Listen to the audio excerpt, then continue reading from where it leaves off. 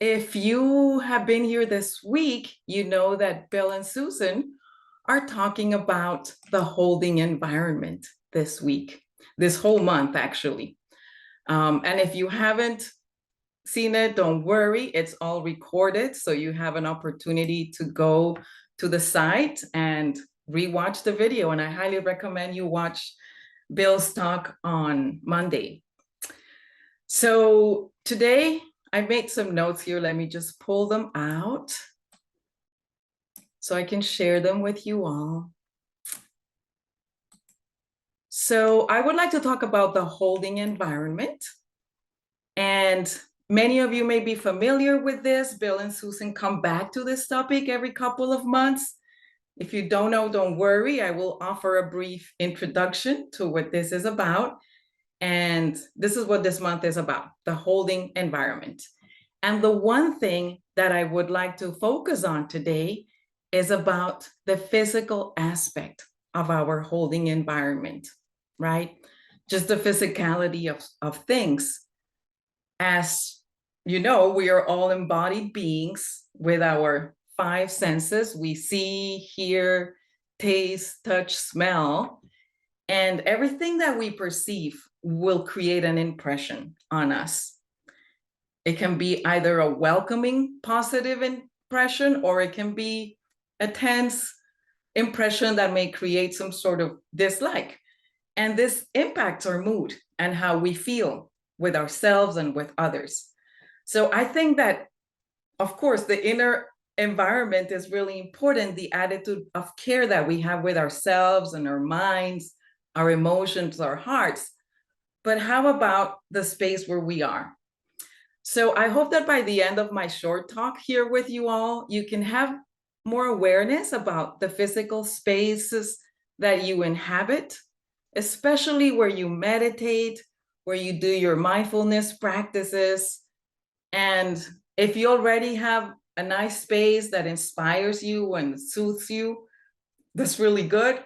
But if you don't worry. Hopefully by the end of this talk, you will have some ideas of how to make your own space more friendly and welcoming for you to actually keep meditating and develop this practice of meditating for months and years. So I'd like to quote Bill, and I'm going to pull a book here and read 2 paragraphs. By the way, this is a great book. It's called The Meditator's Dilemma by our very own Bill Morgan, The Meditator's Dilemma. I got mine on Amazon. And the whole book, I mean, it's wonderful. This book really got me to reinvigorate my practice about 6-7 years ago when I first knew about it. So I'm going to refer to what he's talking about, page 25, about the holding environment. And so this term comes from psychotherapy, from psychoanalysis. Actually, Winnicott would talk about this.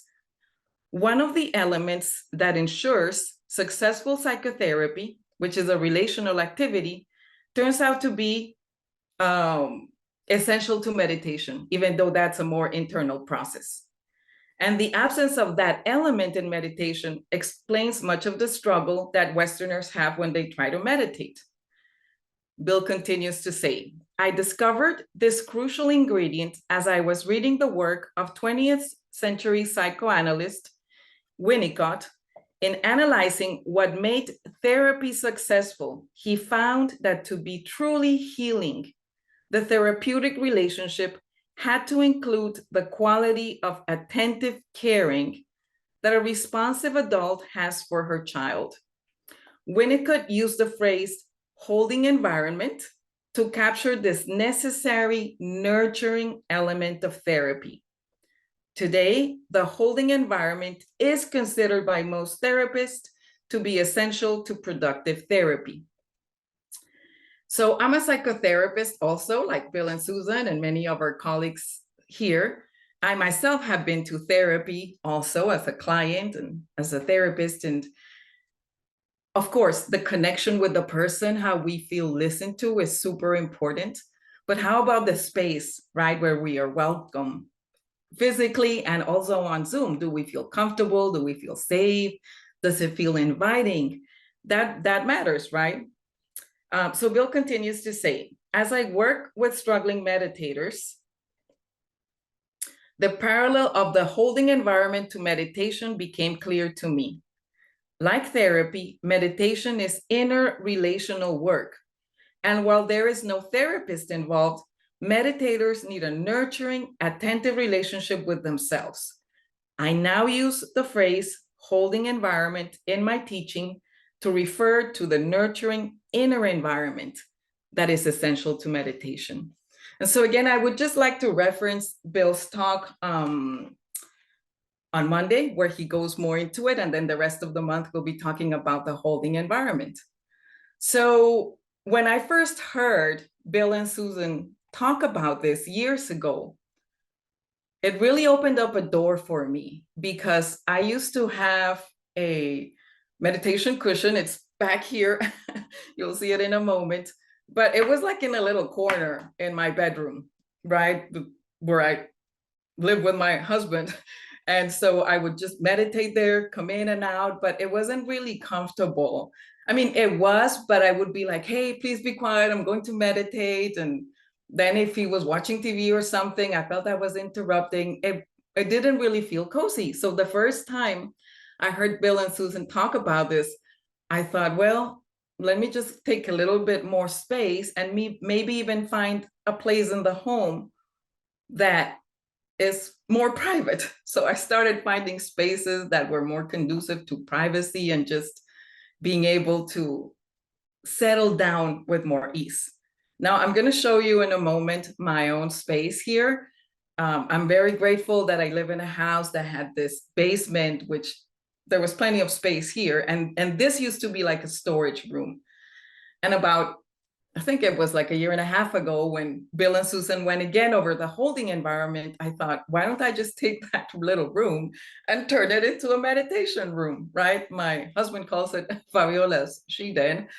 And it's just perfect because the man is allergic to incense and I love incense and I can light my incense here. I have a little door that says meditation in progress. Nobody really needs to come here to get anything. And I have just put like anchors and things that remind me of whatever inspires me. I have in front of me a picture of the great Thich Nhat Hanh, my favorite Dharma teacher. Maybe some of you know about him. An image of the medicine Buddha from the Tibetan tradition that I'm so connected with in my work as a healer, but also to remind myself that we all have this medicine that we carry. We can help each other. I have Mother Tara. I have Our Lady of Guadalupe. I'm Hispanic, and that's my mother's Catholic. She's loves Mother Mary. I grew up in that tradition, even though later on I fell in love with Buddhism, but it's all part of like my spiritual journey. So when I come here, I see these things that inspire me. I light my candles and light my incense, stretch, open up the body like Susan tells us to do. And then it's so much easier to sit and observe my breathing.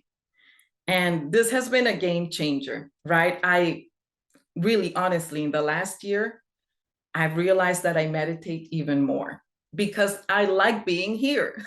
So that's why I thought about the importance of the physical environment. And that has made it easier to then relax the mind, relax the brain, open up the heart, because there's different things here that help me open up the heart and relax and remember what this is all about and why even meditate, right? It's to connect with my good nature, with the breathing, with the teachings of the Buddha.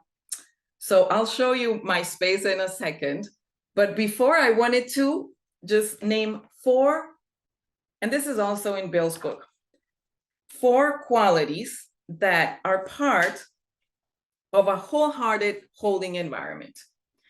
And while he's talking about the inner environment, I invite you to think about the spaces that you have and consider these 4 areas. So make sure that your holding environment inspires relaxation and ease.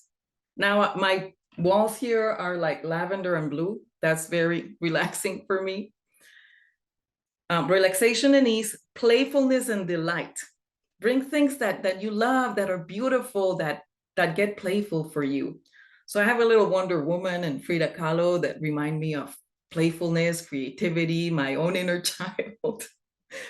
Gratitude and wonder, right? Isn't gratitude just a game changer to be able to be grateful for our life or different things? Again, Thich Nhat Hanh, I'm just so grateful for him. He's my best mindfulness teacher. And other things that are there also inspire gratitude. And then ultimately warmth and tenderness, right? What inspires that? I have a picture of my grandfather when I really loved him, and I just feel a lot of tenderness, and just the candles really for the warmth. So let me show you my space. It may be to your liking or not, I don't know, but I'm going to show it to you, and hopefully this will get you some, give you some ideas. Let me just grab my camera. Okay. So this is just the room, and that's my meditation cushion. Got a little like mini sofa to make it really comfortable. I also have my drums and singing bowls that I love, some Himalaya lamps. Now that's one of the images of the medicine Buddha. And see, right behind here, there was a little closet that I turned into an altar. And over there, I don't know if you can see two statues of like two little Buddhas. To me, they remind me of Bill and Susan. They're part of my holding environment, just like all of their sanghas. Then there's a picture of me when I was a baby to remind me of precious human life. Then there's Thich Nhat Hanh. I don't know if you can see Guadalupe and Wonder Woman there. And just Dharma books, picture of Tibet. And a picture here of Khenpo Wang Rinpoche, who was my first Dharma teacher, gave me my name. Japanese art that a friend gave me. Basically, that means the practice is about learning to be content. So yeah, then there's a rug in the floor for when I really need to stretch and shake it loose. And that helps me work with this, right? The container, the body, which is the holding environment for our consciousness, our spirit, soul, whatever you're open to. So I hope that this inspires you to think about the space where you meditate, where you practice, and that maybe you can invite some playfulness and relaxation so that you can enjoy your meditation a little bit more. Okay, so let's move to our meditation now. And keeping in mind the holding environment, all of you connected from somewhere. So as we move and stretch and start opening up the body, check and see what are some of the things that you have around you that inspire you, that bring relaxation and gratitude, and they can be around you, underneath you, and also on this screen, right? Looking at the Sangha, the squares, just connect with anything that brings gratitude right now. And so go ahead and open up the body, stretch in whichever ways are helpful to you. Whatever feels right. My neck is a little stiff on one side, so can't move it too much on that end. So every day, the body's in a different state. So we honor that. And we just open it and give it some love and get ready to open it. Now, remember to grab whatever you need to make it comfortable. I get a little cold when we start meditating, so I always grab a shawl or blanket for my knees. If you need any padding for your knees, get that too. And find a comfortable posture. Have your stable base, whether you're sitting or kneeling or laying down. Just feel your connection to the ground, balancing the weight of your body, lengthening your spine, but not having it rigid. just opening and feeling supported by your own body, relaxing the shoulders, relaxing the jaw,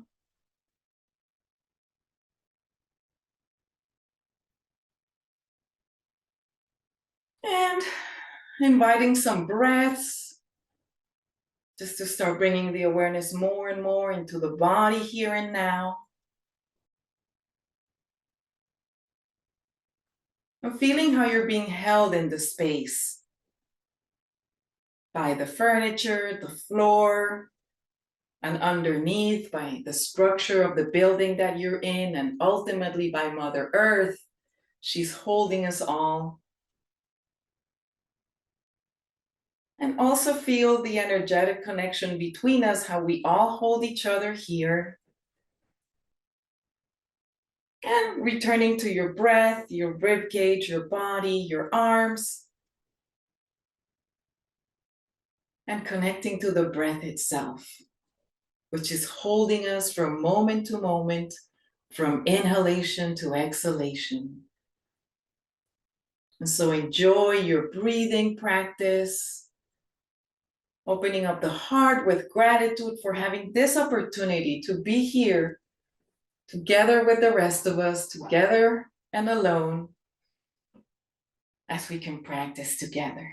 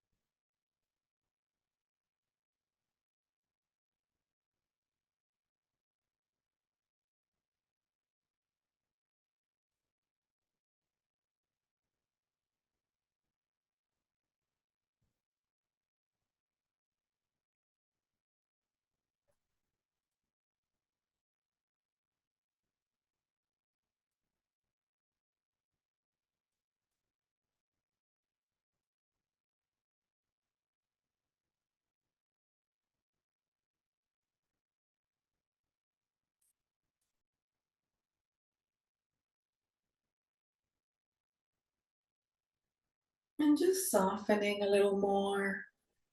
If your mind wanders, just gently bring it back to the breath and the body and the heart here and now. Knowing that this is the time you have to meditate, to relax, to connect with your aliveness. And just soften a little more. Feel held by your body, your breath, the space where you're in the Sangha. And keep enjoying your mindful breathing, being in your body, breathing here and now.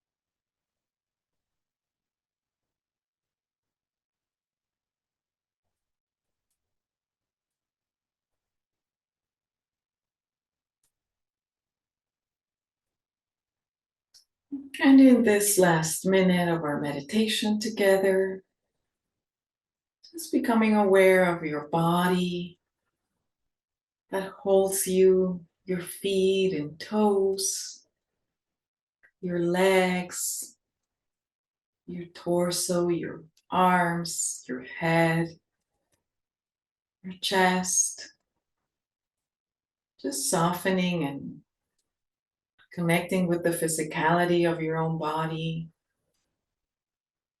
allowing yourself to feel grateful for your body and everything that you can do with it and in it, and all the internal organs and all your faculties of hearing, seeing, tasting, touching, smelling,